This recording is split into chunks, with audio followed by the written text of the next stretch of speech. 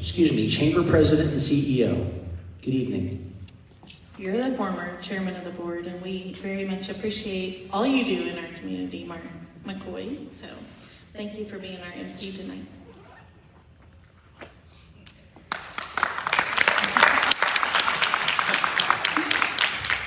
So I am Lindsay Madison. I'm the president and CEO of our Fort Scott Area Chamber of Commerce, and I would like to welcome you here this evening, whether you're watching us here in person or on Facebook, which after the forum, if you're searching for the recording of tonight, want to go back and watch it, the Facebook page is Fort Scott Area Chamber of Commerce. So again, welcome and thank you for coming this evening.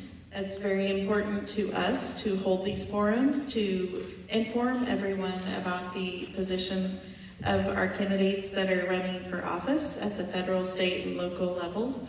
And so this is our honor and privilege to do this before each election. So we hope that you get out and vote.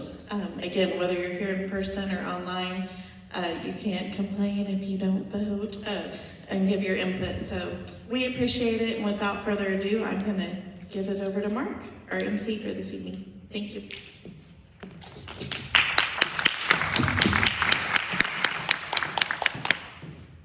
Okay, we're going to liven this up a little bit because we got the crowd really spread out. So you're trying to make the room look really full.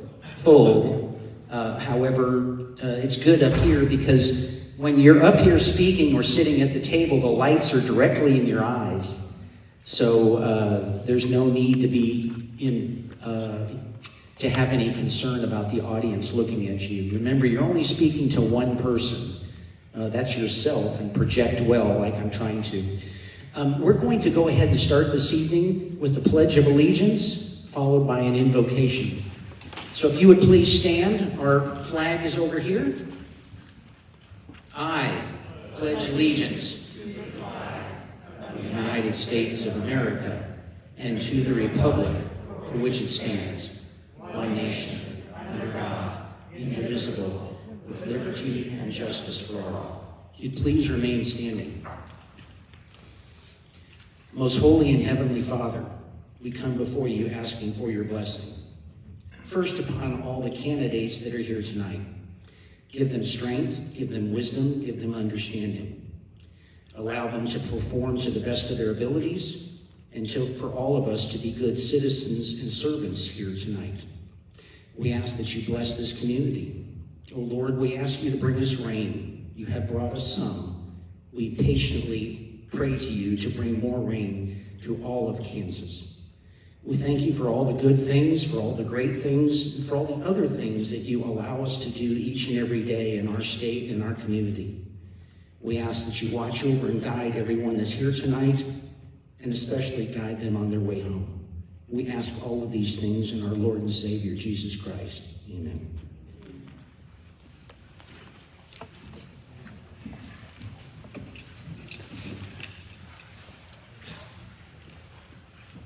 We have timekeeper down here, and our timekeeper tonight is Caitlin Tate. Is that correct? Yeah. Thank you so much for being here. You have in front of you three different signs maybe. Would you please hold the first one up and face it to the audience? So when you get that sign from Caitlin, that means you have 1 minute. The next sign says 30 seconds. 30 seconds, thank you, yes. And the last sign is? Stop. Stop, okay. So I know some people are pretty accomplished public speakers, and they might dance a little bit and go over the stop sign. If that's the case, then I will dance across in front of you so that you know that your time has exceeded. You can see I can't dance, so I won't be dancing in front of you. But, we have a list and an order of how we're going to perform this tonight. And we have a couple of candidates, opposed or unopposed, or here by themselves, that need to attend other functions tonight. I've been notified of 2 individuals. So you need to leave at what point? What time do you need to leave, Vicki? You're good for 30 minutes here? I'd say I'd probably good for about 20. 20 minutes. I can get you in under 20. Who was the other person that needs to be out of here ASAP? Yes, sir, thank you. 20 minutes good for you too? I can go 30. Okay. Well, I would bet I can get both of you out of here in 17 minutes and a half, so let me get with it. Our first office is United States Senate. Mark Holland is here in attendance. Mark, are you here? Would you please come up on stage?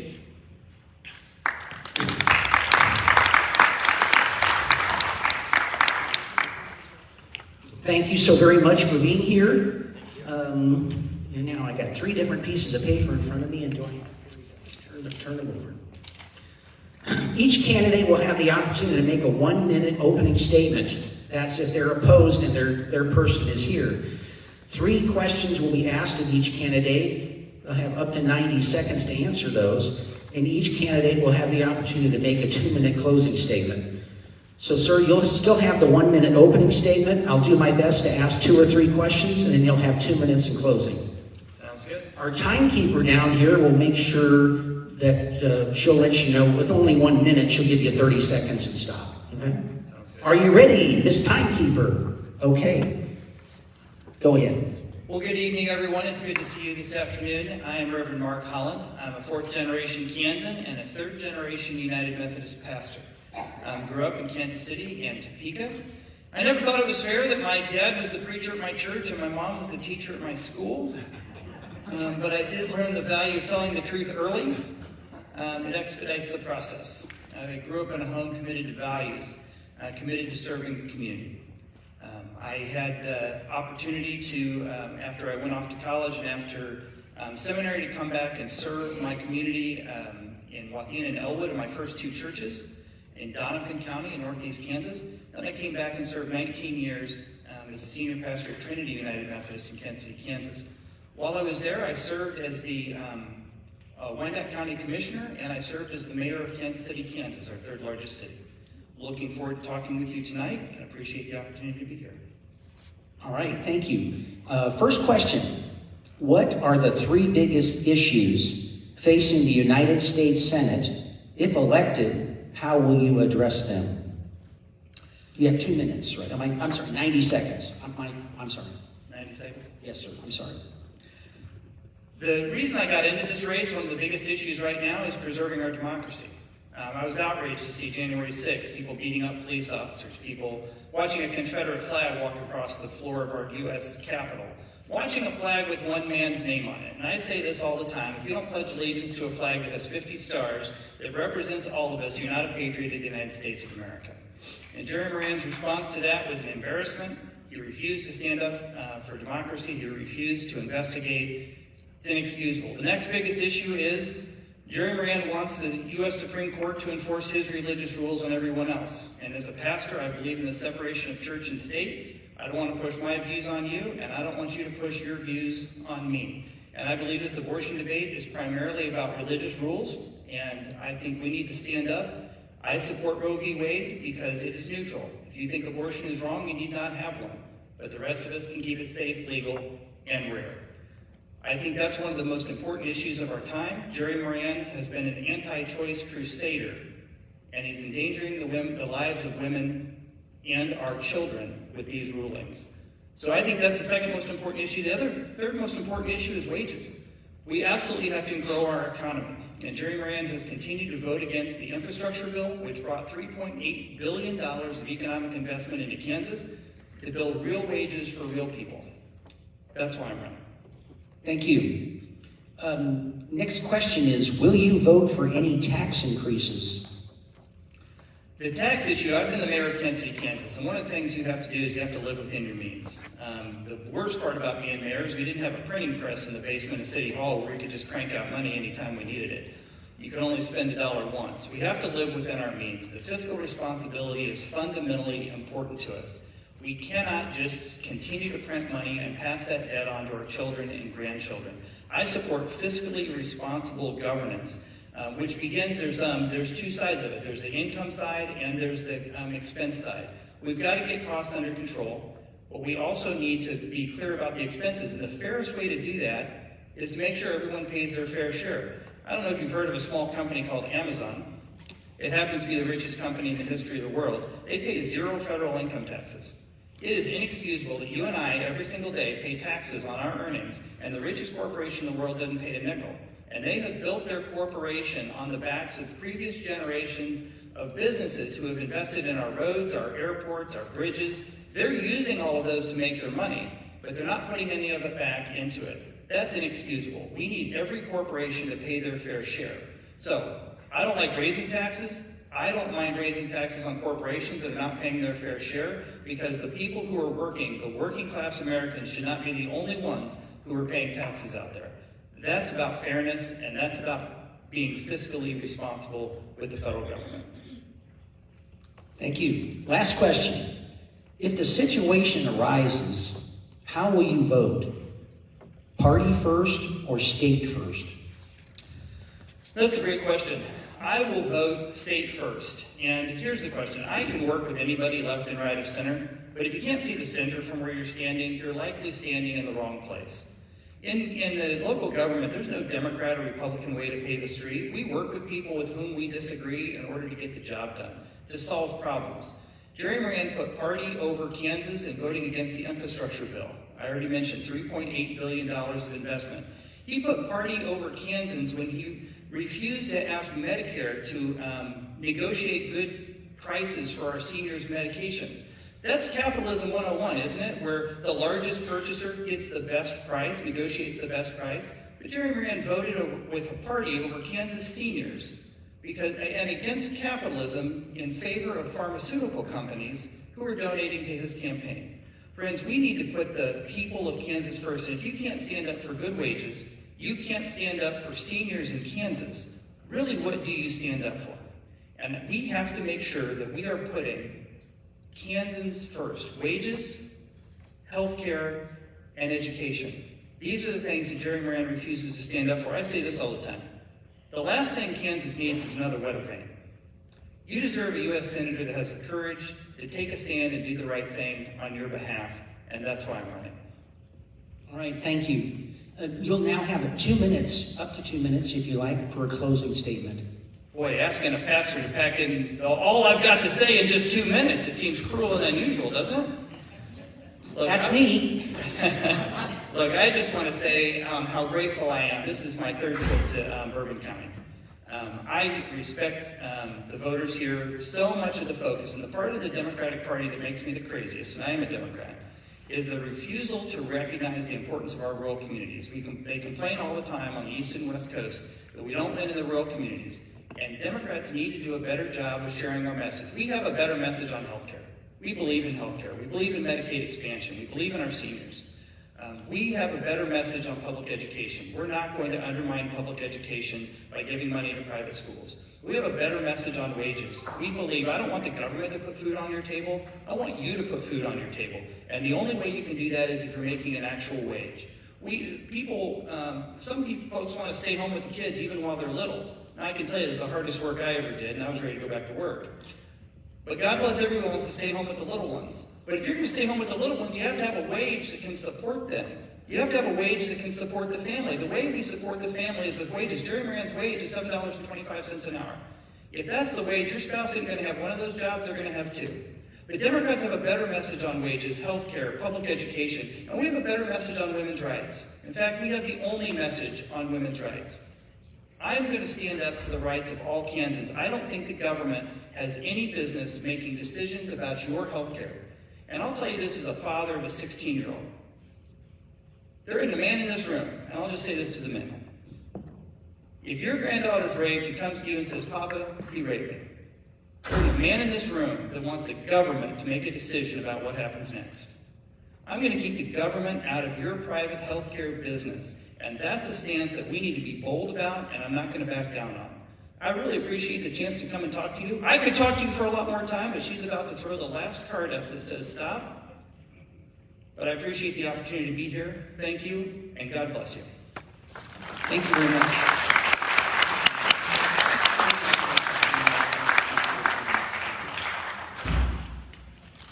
This is where, as the MC, I get to throw the curveball in. So at this time, I'm going to ask Vicki Schmidt to go ahead and please come up. And I'll give you a 1-minute opening statement. I'll give you a couple of questions, and then I'll give you 2 minutes for a closing statement, if that's okay. Sure. All right. Trying to be accommodating to folks. And thank you so much for being here in the southeast capital of Kansas. Perfect. Am I the only one noticing? Are the lights going up and down? Okay, I didn't know if I was hallucinating or it was a trick on me. Power of the speakers. The speaker. You did it. The speaker was compelling. Even though the lights went up and down, I thought maybe it was a trick that someone was trying to do. So, Vicki, thank you so much. You have 1 minute for an opening statement. Thank you very much. Well, first of all, I really appreciate the opportunity to be here. Thank you to the Chamber of Commerce. It's a great night to be down here. My other commitment is another forum, and so I appreciate that the folks of Southeast Kansas have put those together so that we can make it from one to another and make both of them. My name is Vicki Schmidt. I'm the Kansas Insurance Commissioner currently. I've served in this position for the past 4 years. I am a pharmacist by training and by background. Quite frankly, that's where I learned about the trials and tribulations of the insurance business. And I learned about how frustrating that can be. I also served in the Kansas Senate for 14 years, representing Shawnee and Wabunsee County. I'm married. I have been married to my high school sweetheart for 48 years. We have 2 sons and 4 adorable grandchildren. I only wish I had time to flash up their pictures for you. I don't know, at that I'm gonna probably be at the stop sign, so I'll stop right there and I'll entertain the questions, if they're easy. Oh, I promise. I only give softball questions, right? Softball questions? All right. So the first question is, lost my. Okay. It's pretty easy to do that if you lose your space. What are the 2 biggest issues facing your office? Well, thank you for the question. There's a lot of issues in the office, always on every day, but I think the 2 biggest issues, the issues that I have focused on are consumer assistance. I know that the importance of getting an answer to someone. My training in pharmacy has taught me that. I can guarantee you that if you call our office, you're going to get an answer. Sometimes we don't like the answer we receive, but you always will get an answer from us. And if you take nothing else away from tonight, well, I hope you take away that I would like your vote. But beyond that, I hope that you'll know that you can call our office at any time for any assistance on any insurance or securities matter. The other thing that we strive for every day are efficiencies. Since I've taken office, we have saved $25,000 in postage by using emails. It's amazing that people have emails, and we had them in the system, we just never used them. $25,000 in postage doesn't even count the stationery or the staff time to collate everything. And I think that that is an important part of what we do, is always looking for efficiencies. When you're responsible for taxpayer dollars, you should always strive for more efficiencies. And I believe that I've changed the culture at the insurance department to do those things, and those are things that we work on every day. Well, this is a follow-up question. It is the actual question, but what can you do to improve the department? What have I done, or what would I do? What would you do? In addition to what you've already done, what will you do if elected in the next term to improve your department to a higher level? There's always room for an improvement in any place that you're in. I think whether that's private business or government. We have overhauled the producer licensing division, and we also have we've looked at the fees that users pay for the securities in the insurance area. We've cut those fees by over $35 million in the 3.5 years that I've been there. There are more efficiencies to be found in that area. I think it's very important that if you're going to take someone's money to license them and to be the overseer, that they're doing the things that is in law that they should do. You should also ask them what they want out of you for customer service and how they want to be treated as a licensee. And so we have a study going on right now that we've done a focus group on what do insurance agents and security folks that we register and are in charge of monitoring, what do they want out of us? And I think that's an important piece of what we want to continue to do. And we'll continue to look for efficiencies everywhere we can. Okay, thank you. Vicki, we'll go ahead with your 2-minute closing statement, if that's okay. It's perfect. All right, thank you. Thank you. First of all, thank you for the accommodation to get to the next forum. It's really important for me to get everywhere that I can and to meet as many people as I can. And I really want to thank you for taking time out of your evening to come here and to listen to the candidates. It's important that you vote. I want to make sure I stress that to you. I hope that you will take that opportunity to vote, and I hope you become an educated voter along the way. I just want to stress one more time about consumer assistance. Don't make me read about you on Facebook. I have a quick story. Hopefully I can get it in time. But I was stalking Facebook on a Saturday night. Some people say I don't have much of a life. I might agree with that on days. But I found a Facebook post about a little girl that needed a cochlear implant, and the mom had posted she was doing a GoFundMe account because she couldn't, the insurance wasn't going to pay. I didn't think that sounded right. Long story, but ended up making contact with her, and the story was that the insurance company would pay for 2 cochlear implants, one on each ear, but they would not just pay for a single cochlear implant. So we went to battle, and within 2 weeks we had that cochlear implant paid for in time for the surgery. The 4-year-old's doing great, by the way, and I'm really excited about that. My message to you in telling you that story is, don't make me read about your problems on Facebook. Call me. We want to take care of those issues, and that's what we're here for. I think we're the best kept secret in Kansas. I love my job. I want to continue doing my job. I would sincerely appreciate your vote, and I would just love to visit with you if you have any issues. And thank you so much again for being an informed citizenry and coming tonight. I really do appreciate it. And thank you to the moderator. Thank you very much for being here. We appreciate it tremendously. We know we're a small community again, and we appreciate you folks coming down here, so thank you. Thank you.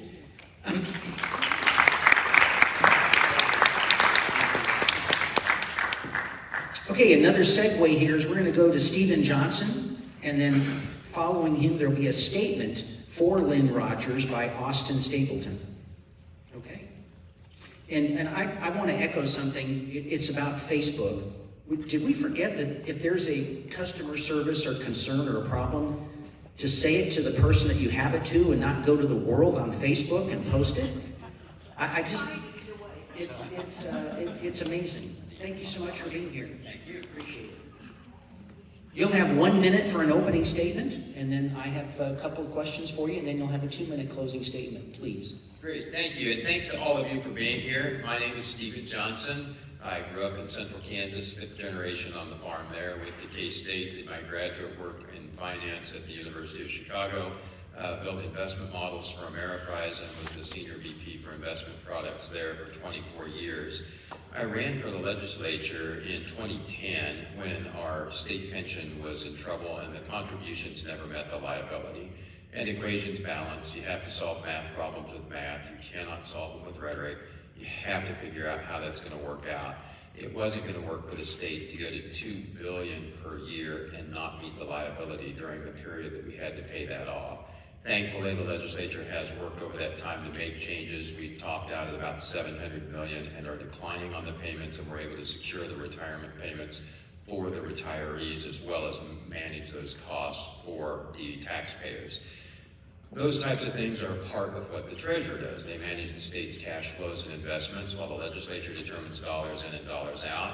The treasurer actually manages the assets, and it's the return on those assets that are the other important element of what happens to make sure that the state finances work, and I'm glad to talk with you about that tonight. All right, first question is, what would be your top 3 priorities if entering office, or when entering office? Great, thank you. So 3 things.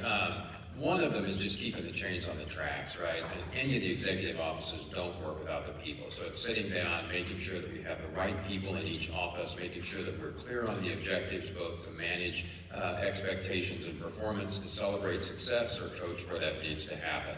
But making sure the customers and the customer services provided is the central part of the focus. The next piece that the treasurer needs to be doing is really looking at the risks that we have in the portfolios. So understanding the risk of each portfolio is key. What is the downside? What are we able to achieve on that? That's important in our Capers portfolio. We have a lot in international. With a lot in international, we have a lot in China. How do those risks play out going forward? How do we manage that for the people of Kansas? How do we make sure we invest in the best interest of Kansas as we look at environmental, social, and governance policies that are being pushed through the investment world? We need to invest for the best return in all cases and in the best interest of Kansas. Other investment areas that we have in addition to Capers are the unclaimed property. Up until 2017, there was about $300 million that had been invested in the market. It is not invested currently. During the time it was invested, it paid out over $100 million to the general fund. I think you want to continue to deploy all the capital to its highest and best use. The third area would deal with the 529 plan and financial literacy. Anything we can do to help educate our citizenry about opportunities that are there. The 529 or Learning Quest program to Save for College is operated through the Treasurer's Office, making sure people know how to use that and leveraging other programs that the Council's Council on Economic Education and other things do are things that we want to work on.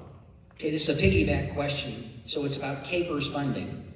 You already indicated that some of those funds are maybe invested overseas, but what is the plan to continue to fund it? And if elected, will you make any funding changes to that money being invested overseas? So, great questions. The plan to fund Capers, there is a schedule that is set by the Board of Trustees, but the ultimate funding is set by the legislature. So that's something we've worked hard on over the last decade to make sure that we actually have a plan that works to fund Capers. It was not easy, but we got there. We met the actuarially required contribution for the first time since before 1992, about 4.5 years ago, which was great. We have continued to meet that, and as I mentioned, we finally got done climbing the mountain and have started coming back down.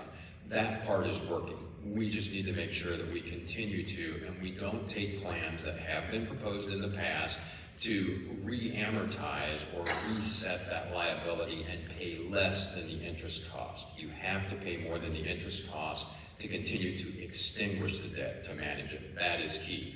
Part of that is looking at what's in international. There's about 150 million in China, but about 400 million in Hong Kong. What's the downside to that? Why do we have more than half of our equities overseas? That is richer than any portfolio I have seen on a dollar-based risk. I think you want to ask those questions. You do work with a board to come up with that. My request would be to look at what does a 40-60, what does a 30-70 portfolio look like versus 50-50? How does that play out? It's important to look at over 30 years, not just the next few days, to make sure that you've got a handle on that. But we can't afford the type of losses that we could get in some of those markets, and we need to have the flexibility to move out if that happens.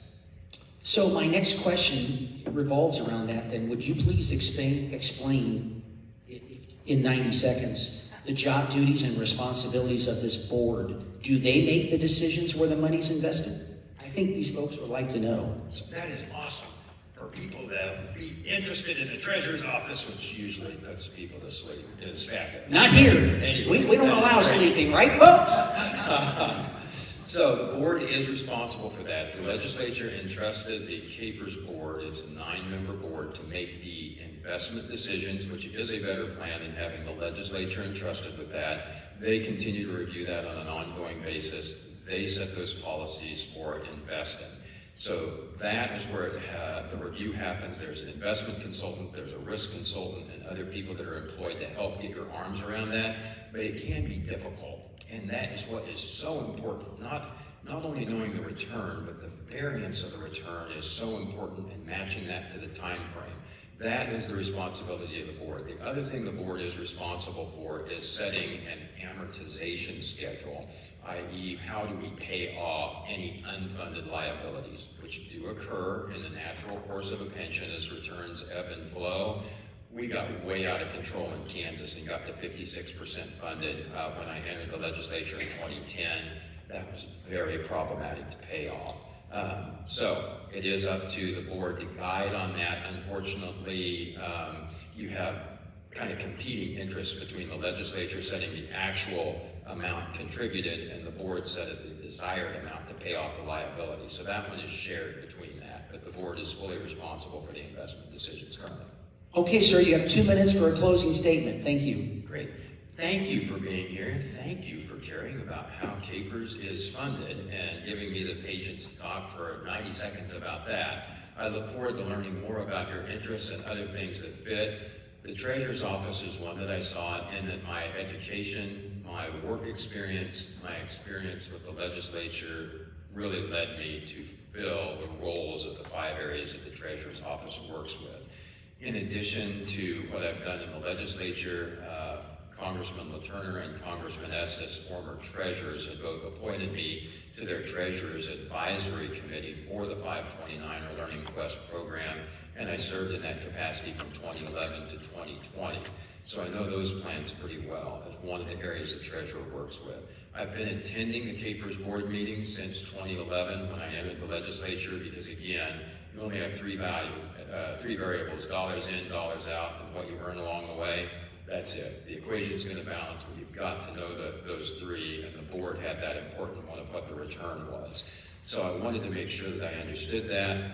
Those challenges are met over time. They're not met at a moment in time. As you deal with a pension, it's something that we did plan to fix over 2 decades. We are ahead of schedule, which is great.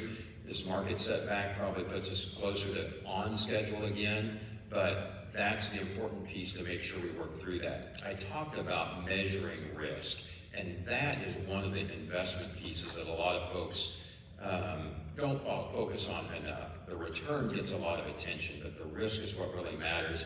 We have to ask that question for each of the state assets that we have and make sure those assets are deployed to their best possible use. And it's through those returns and driving those returns appropriately that we can save tax dollars for Kansans. Otherwise, I look forward to providing trusted numbers to my colleagues in the legislature, as I have done. I was endorsed by the majority of them out of the gate because that's the history that I had, and I look forward to that opportunity to continue doing it for you. Stephen Johnson, thank you so much. Thank you very much for being here. Appreciate it. We will now have a statement read on behalf of Lynn Rogers, and that's Austin Stapleton. There we go. Terrific. Austin, you'll have 3 minutes for your statement. Up to that time. Okay. Thank you so much. Thanks for being here. Yeah. Good evening.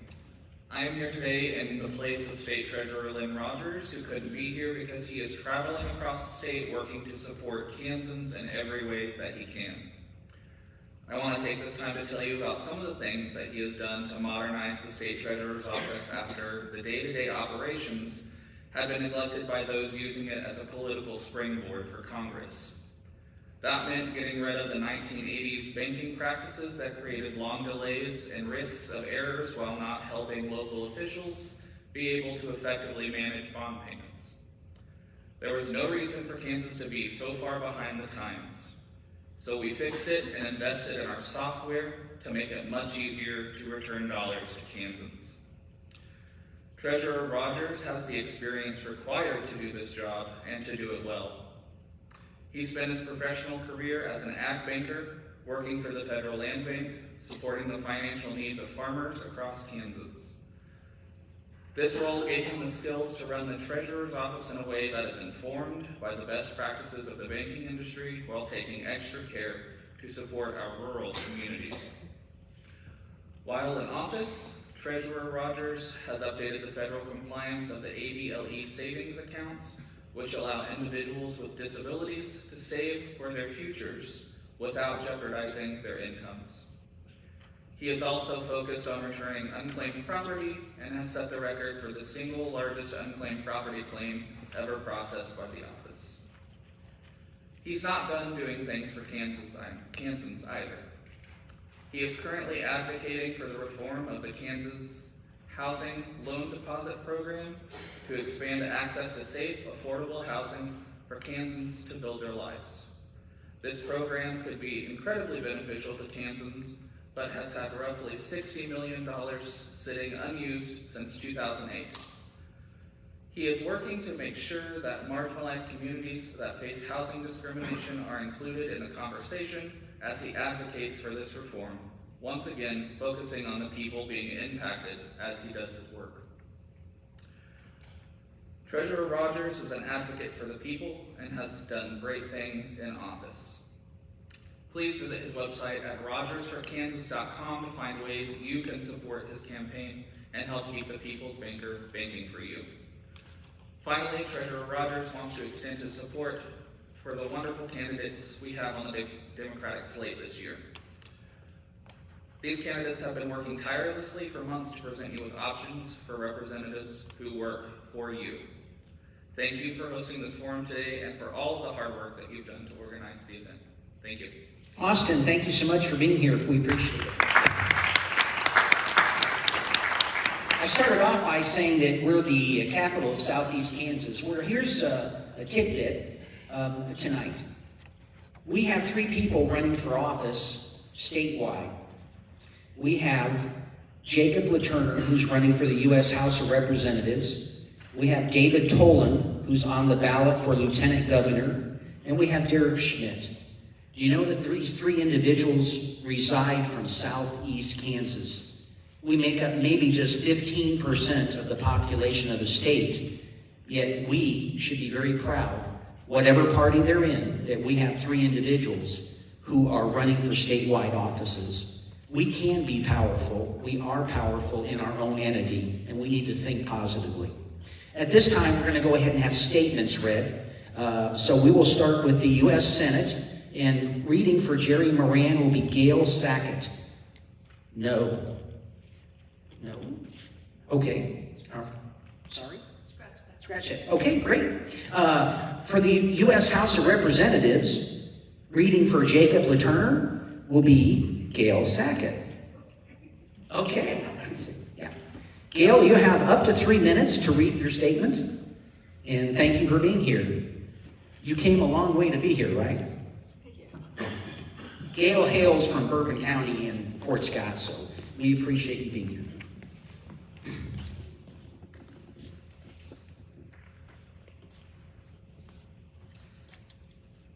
This is from Jake LaTurner.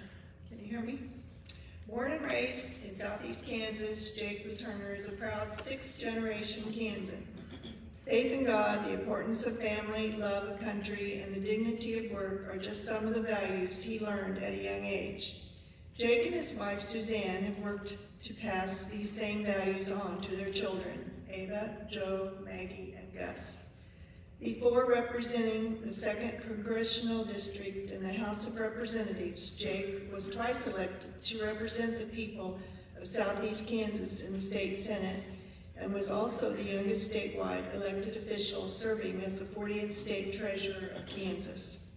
Since being elected to Congress in 2020, Jake has represented our shared Kansas values and has been a strong voice for families across our state.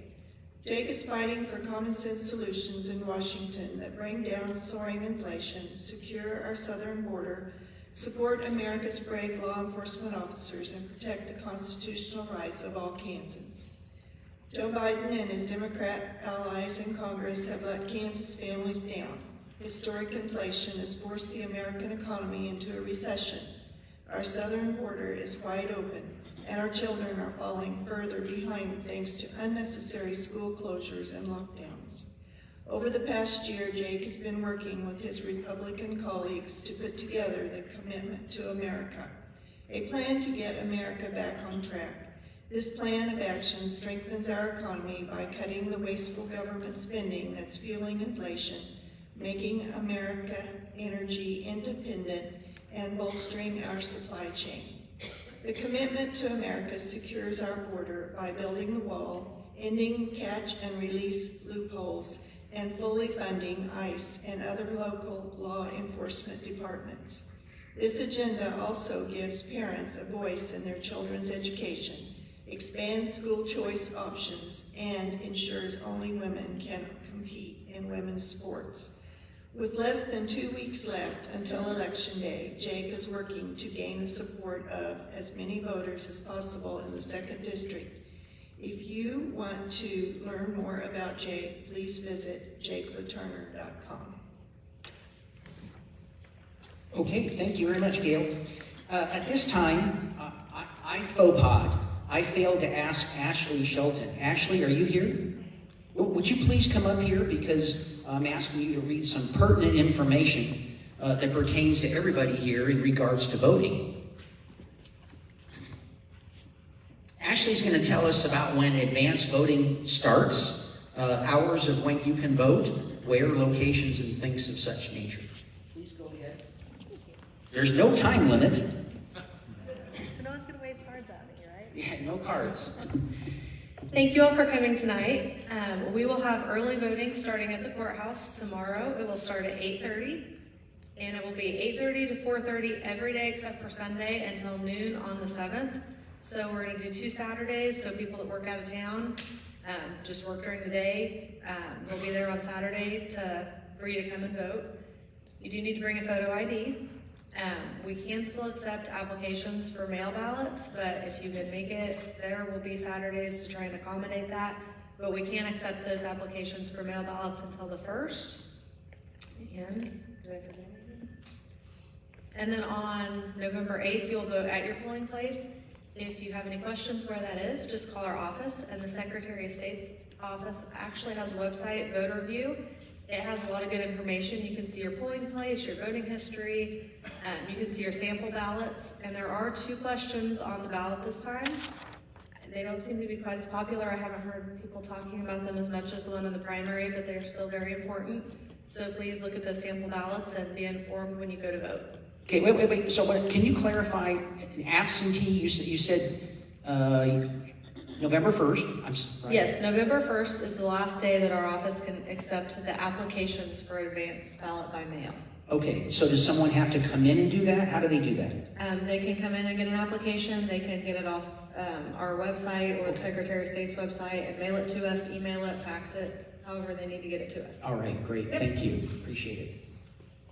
Okay. We have other folks that will be reading statements here. So at this time, we have a representative reading for the Attorney General's office. Reading for Chris Kobach will be Doug Niemeyer. Doug, you will have up to 3 minutes to read a statement. There's no questions. There's no answers. I'm dancing while he's walking up here to make sure that we all know you got time. Yes, ma'am. No? Okay. Timer's ready. Are you ready, sir? I think so. All I'm right. going to read this, so if the lights dim too much, bear with me. Chris is very sorry he can't be here tonight, as he is participating in an Attorney General debate in Topeka. But I'm privileged to be here speaking on his behalf. Many voters know that Chris Kobach served as Secretary of State for 8 years, and many remember he brought photo ID to Kansas and crafted laws that ensure our state's elections are some of the most secure in the nation. But what you might not know is his legal background and qualifications. After graduating from Harvard and Yale, he clerked for the 10th Circuit Court of Appeals, worked as a constitutional law professor for 15 years, served as the general legal counsel for U.S. Attorney General John Ashcroft during the Bush administration. And for the past 20 years, in addition to serving as Kansas Secretary of State, Chris works as a civil litigator, arguing more than a dozen federal lawsuits defending cities and states across our country. That's one of the Attorney General's top jobs, defending our laws in court whenever we are attacked. Chris has been doing that in his private attorney for the past 2 decades. Another critical role of the AG is to stop the president from either party when he or she violates the Constitution. More than any other attorney in Kansas, Chris has done that. He litigated 4 lawsuits against the Obama and Biden administrations in federal court, beat the Obama administration in federal court when he represented 10 ICE agents challenging illegal amnesty. He defeated the Biden administration representing North Dakota companies and employees challenging OSHA vaccine mandates. And he has 2 pending lawsuits before the courts now, including one where he's defending the First Amendment rights of members of the Air Force at McConnell Air Force Base who seek a religious exemption of the COVID vaccine mandate. Chris is proud to stand up for the constitutional rights of men and women in uniform who risk their lives to protect our own constitutional rights. Very few attorneys have the skill or the will to fight these complex lawsuits against the U.S. Department of Justice, but Chris does. That's why nearly 40 Kansas sheriffs have endorsed his campaign. They know Chris stands for the rule of law and will protect the constitutional rights of all Kansans as Attorney General. When you hire an attorney, you hire one that has specific skills and experience you need. What Kansas needs right now is someone who can defend Kansas laws and defend our constitutional rights against overreach by the current administration.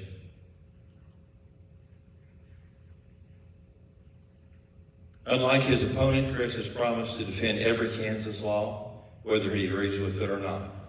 And unlike his opponent, Chris will sue the Biden administration when it violates the Constitution. And I'm getting the stop sign. And so, anyway, Chris is, again, sorry he couldn't be here, and he is stating that he's the only candidate that is able to fulfill those requirements that we need in our state. Thank you.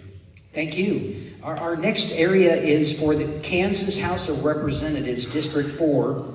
Making a statement for Trevor Jacobs will be Deb Martin.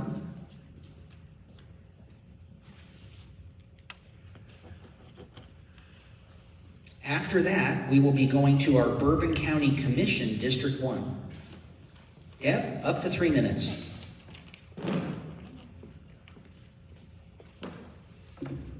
Good evening. I'm Debbie Martin, and I'm honored to read the statement on behalf of my friend, Representative Trevor Jacobs. Thank you, Fort Scott Area Chamber of Commerce, for the invitation tonight. I regret that I am unable to attend due to work location and schedule.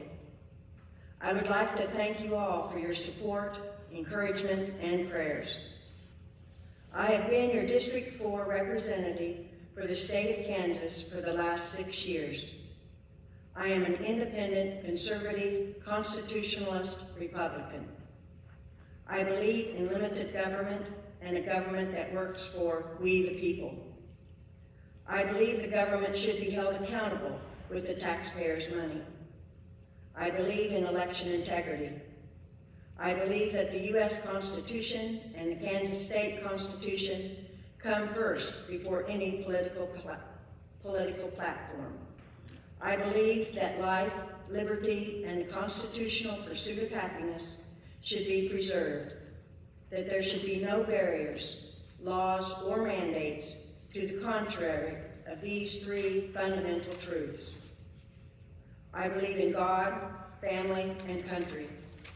And just as I have in the past, I will stand opposed and will be vocal against any piece of legislation that tries to limit any of these liberties given to us by God. My voting record is my ultimate explanation. I have never voted for a tax increase. I have never voted for a state budget increase. I was one of few who had the political fortitude to lead the charge in the state to reopen Kansas after the political lockdowns of the pandemic that had decimated and harmed the economy and welfare of hardworking Kansans.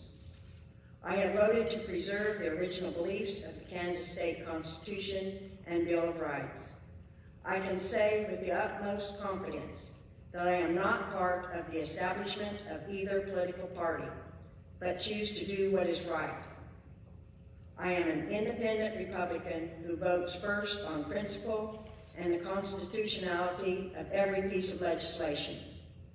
I will not compromise my vote nor my principles.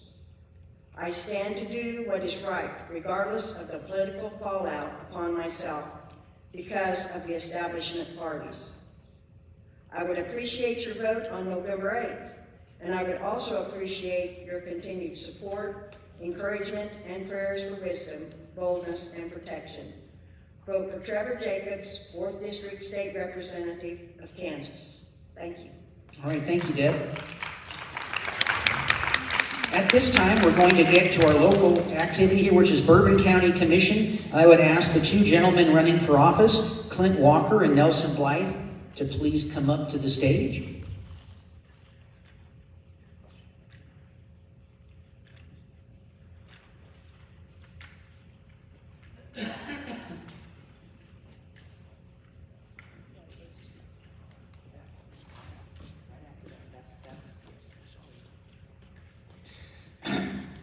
your master of ceremonies didn't do very well. He made an error again. It's been pointed out to me, so after we go through this process, we'll have an opportunity for a statement to be read for one of the candidates who's not here. I indicated the wrong position for reading. Gentlemen, sit wherever you feel comfortable. Clint, we're going to start with you by alphabetical order because your first name begins prior to Nelson. So you'll have 1 minute for an opening statement. All right, sounds good. Whenever you're ready, let our timekeeper down there know and she'll get you started. I'm ready. I'm running for First District County Commissioner. But my grandpa told me and my wife this for wedding advice is take the good Lord with you and stand on your own 2 feet. What that means is you're not propped up by a political party or anybody else. You make your own decisions and stand on your own 2 feet. It's worked for 46 years of marriage, so that's pretty good. And secondly, some of my priorities are, of course, maintaining your roads, ensuring our tax dollars are spent wisely, ensuring our buildings, equipment, and vehicles have a maintenance program. I ask for your vote on November 8th. Thank you. Thank you, Clint. Okay, Nelson, you'll have 1 minute for an opening statement.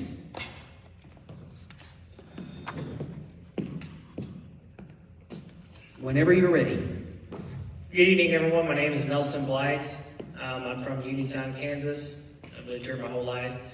I am running for District 1 County Commissioner. I was elected. I won the primary August 2nd. I've been acting commissioner since towards the end of August. What I want to continue to accomplish there is really focus on where our money is being spent. I think there's a lot of unnecessary spending. I'm truly conservative in my views, and I don't plan on backing down regardless of opposition to that. Are you ready for the first question then? See Absolutely. how you're standing here, you get the first question. Okay, go ahead. And then the same question will go to Clint. Do you support a tax increase for law enforcement? If so, how much of an increase? Sorry, the lights are a little bit distracting. So again, do you support a tax increase for law enforcement? If so, how much of an increase? No, I don't. Not at this time. I don't feel like we need that. So, no increase. Keep the microphone. You want to answer that question? If you want, okay. You're fine. All right. Law enforcement. No, I do not believe that law enforcement needs a tax increase. What I do think about law enforcement is this. We, as Bourbon County, need to stop using the jail fund as the Bank of Bourbon County. Originally, voter intent was to build that jail and to get it up and get running and remodel the old jail, which was happening. And since then, that fund has been raided over and over rather than paying the debt down. And we need to quit because what's going to happen, it's on a 20-year, I thought it was supposed to be 10 years when it was sold to us, but it's 20 years. And what I'm going to tell you is after another 10 years, or 12 years, they're going to be hooked on that tax. And they're going to come back to you and ask you to redo it again and again. And my thing is, if you're not using what it was voter intended for, I'd say no. So thank you. Clint, stay right there. Gotcha. All right, next question. Would you support an out-of-county review of all departments to bring spending under control and to devise a responsible plan for future spending?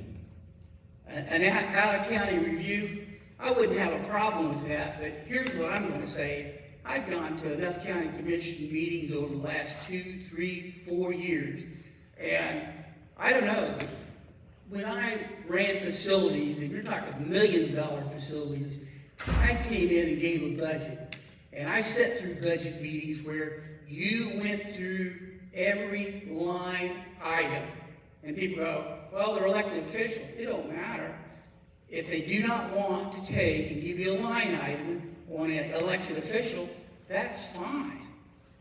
But when you come to me asking me for money, I want to know how it's spent. And if you're not willing to do that with me, as an elected official, because we have different ones, then I'm not willing to give you the money. Thank you. All right, thank you. Yes, I get this, it's okay, it's all right. Nelson, same question. Would you support an out-of-county review of all departments to bring spending under control? It would depend on what their agenda is and who's hiring them to do that. I would initially say no. We've got our own people that can take care of that type of thing. And as far as what Mr. Walker said, going through every line item, I've been doing that since I got there, and I'll continue to do that. In fact, I even talked about that today at the commission meeting. So that is very important to me, and we will continue to do that to find out where the money's going and if we need to keep spending money in those certain areas. Okay, next question, stay right there. If possible, meaning if it is legally possible, would you support a freeze on raising taxes for those 65 and older? These are the same questions as last time, I think. You're Yeah. no comment. Okay. Like I think I said last time, yeah, I don't think that would be legal because you can't discriminate based on age, I don't think, based on your taxes. It's a nice idea, but that's really all I can say about it. Okay. Okay. Well, I can kind of answer for myself, but I can't answer for the rest of it. I'm 66 years old, and I don't have a problem paying taxes as long as it's used properly. For instance, when we did our road and bridge for hard surfaces, they took and used it for hard surfaces, so I don't have a problem renewing that. But when you use it for something other than what it was intended for, then I have a problem. And I don't think that our county as a whole has spent our money wisely. Okay, stay right there. What area of expertise do you bring to the commission that may be different than the current commissioners have? There's so many, it's almost hard to list them all. I know vehicle maintenance, I know building maintenance, I know how to run massive amount of personnel. I've been a human resources officer, I've been a recruiter, I've been a teacher, I've been an instructor. I could continue going, and every time you turn around, there was something new. If you're talking about a guy that could actually take 14, 15 million worth of vehicles across Germany on a convoy and bring them back with all his personnel safely, that was me. And I maintained those $1.5 million vehicles at 98%. Thank you. All right, thank you. Nelson, same question. Again, The question is, what area of expertise do you bring to the commission that may be different from the other two commissioners who are there now, or the one that was previous there before you came in? Well, my background is law enforcement. That's where I currently work. So that's obviously different than the other commissioners. But really, after being on the commission board for these last couple months, what I would say is kind of a really willingness to stop spending money on, like I've said over and over again tonight, on things that I don't think we should be spending money on. There's different programs, appropriations that we give money to, and I think most taxpayers have no idea what they're even about and what benefit they offer us in return. So really that's my main focus right now. Focus on where all the money is being spent and cutting it back when I think it's unnecessary. And not just, when I say cut it back, keep it in our budget, but redivert it and use it on other things like training, maybe bonuses for employees that continue to quit. We always have to hire new employees, retrain new employees. I think we need to work harder on retaining the employees we have, because that's better than retraining, and also, training them and fixing our own problems rather than giving money to organizations that ask for it. Okay, you have 2 minutes for a closing statement, up to 2 minutes. Well, closing statement, I've enjoyed the 2 months so far, approximately 2 months. Man, it's learn a lot in 2 months, I can tell you that. So I can't imagine what I would learn in 4 years about the county and how it operates. But I'm looking forward to it. I appreciate your vote, November 8th, and I'm gonna stick to my guns on the money issue, where money goes, and that's really my main deal. I'm extremely conservative, but a lot of the things that we mostly all agree on, except Mr. Mark here,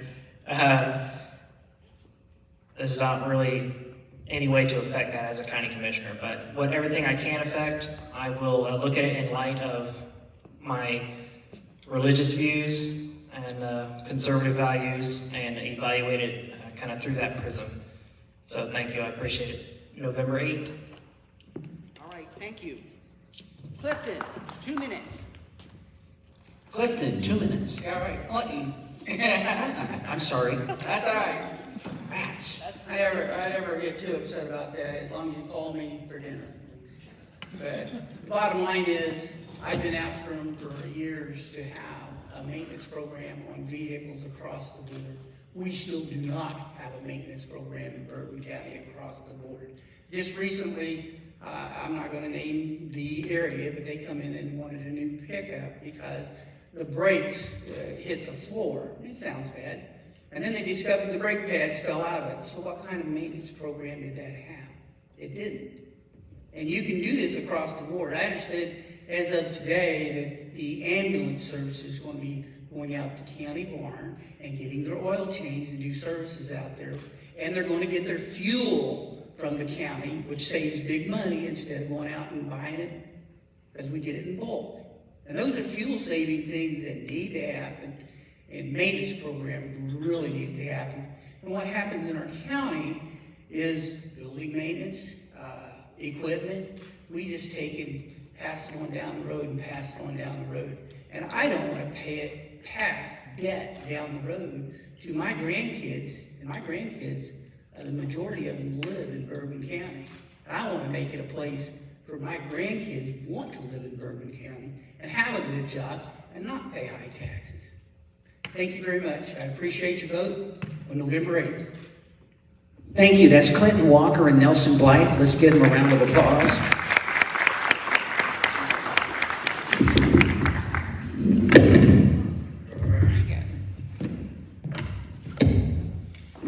At this time, I'm going to ask Gail Sackett to come up. I made an error.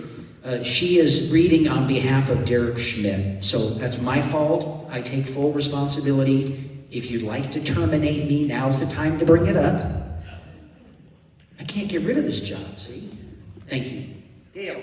We'll just vote to decrease your pay once. Yes, decrease my pay. All right. Thank you for tolerating me up here again. I'd like to read a statement from Derek Schmidt. He was elected the 44th Attorney General of Kansas in 2010 and was re-elected in 2014 and 2018.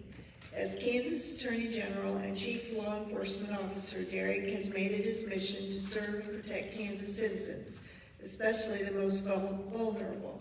He stopped scam artists and abusers from preying on seniors, prosecuted crimes against children, and backed the honorable men and women in law enforcement. He has recovered record-setting amounts of money from Kansas consumers and taxpayers and has stood strong against federal overreach. Schmidt has personally won 3 Kansas cases at the U.S. Supreme Court.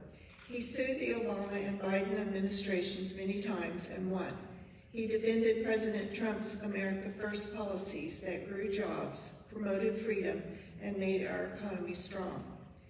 Katie Sawyer grew up in McPherson and is a 5th-generation Kansan, and along with her husband, a 4th-generation owner and operator of their family farm in McPherson County. Katie has served as Roger Marshall's Director of all in-state operations and constituent services in the U.S. Senate and the U.S. House, and in that role, she has visited all 105 Kansas counties and has a keen understanding of the diverse needs and priorities of Kansas across our state. Derek and Katie are pro-life and are proud to be the only ticket in the governor's race endorsed by Kansans for Life. They are pro-Second Amendment and received an A+ rating and are the only ticket in the race endorsed by the NRA. They back the blue and have been endorsed by the Kansas Fraternal Order of Police, Kansas State Troopers Association, and National Border Patrol Union. They are pro-ag and have been endorsed by the Kansas Farm Bureau. They are endorsed by President Donald Trump, Secretary of State Mike Pompeo, and the late Senator Bob Dole. Derek and Katie have also proposed a plan for Kansans to retire tax-free by eliminating the state tax on benefits and income from Social Security, IRAs, 401ks, and other retirement vehicles to help alleviate the pain current retirees are feeling from rising inflations and shrinking savings, in addition to stopping the population decline and migration out of our state that has been the hallmark of the Kelly administration. They have proposed a Kansas public safety plan to help make our schools and communities safer and more secure from the violent crime brought on by Joe Biden and Laura Kelly's soft on crime policies and attacks on the police. They will help send Texas and Arizona to secure our southern borders. Because I'm out of time. Please support Derek and Katie and find more information on schmidtforkansas.com. Thank you. Thank you, Gail. Ashley Shelton. Ashley, you have the opportunity for up to 3 minutes to tell us anything and everything you like. You're running unopposed, and Ashley is our current county clerk. So you have up to 3 minutes to tell us whatever you'd like. I don't know if I can tell 3 minutes. Yeah, it's okay. Thank you again. I've been the county clerk for a year now. I've made it one circle around. I have learned a lot in a year. So hopefully now that I've learned so much, next year I can utilize that and be a lot more organized.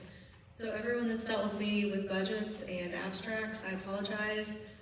Thank you for bearing with me and being very kind to me. My favorite part is probably elections. I love the election aspect of it. I know I have some of my election workers here.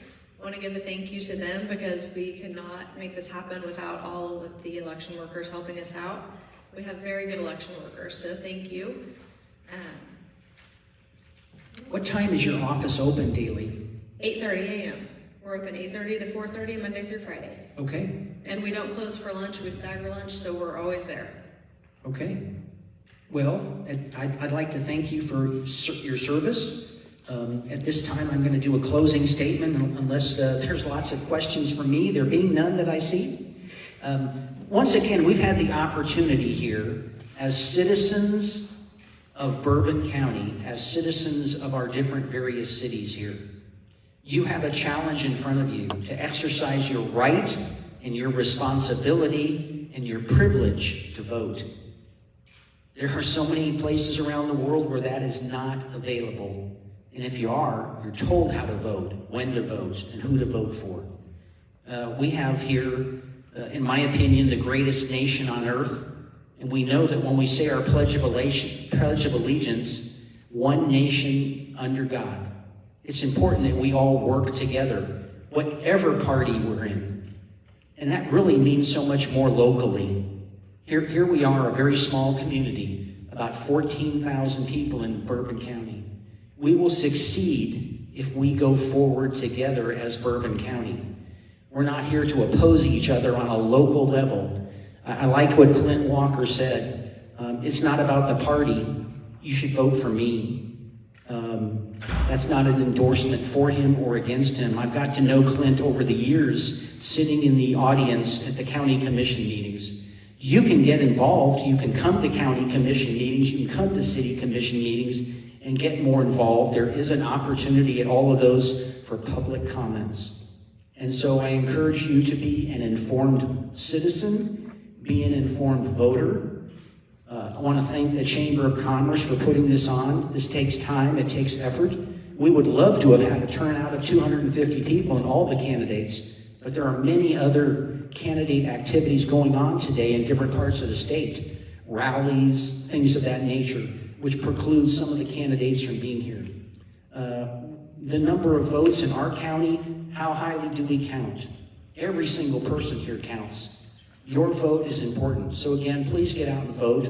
On behalf of Lindsay and the Fort Scott Area Chamber of Commerce, we thank you so much for being here. We thank you for being informed citizens in Bourbon County and the city of Fort Scott. Support our elected and appointed officials. They work hard. They do. They care. So on that behalf, I'd like to thank you all for being here tonight. Please drive carefully home if you come near or far. So thank you so much for being here. God bless you and have a great evening.